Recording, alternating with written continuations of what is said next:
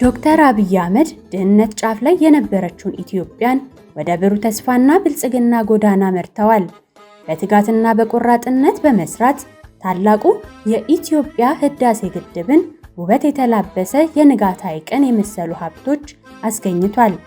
እንደገና የመዝናኛና የመስኖ ሀብቶችን እንዲሁም ንጹህና ማራኪ ከተሞችን ለሀገሪቱ በማስረከብ የዜጎችን ስነ ልቦና ቀይረዋል።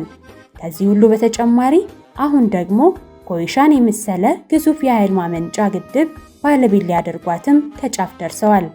በአጭር ጊዜ ውስጥ ይህን ሁሉ ታላቅ ሀብትና የማይናቅ የልማት ቅርስ ለኢትዮጵያ ያስረከበውና የትውልድ ዕድልን የቀየረው የዶክተር አብይ አህመድ አመራር በመሆኑ በልማት ዘርፍ የተመዘገቡት ተጨባጭ ውጤቶች በግልጽ ይመሰክራሉ።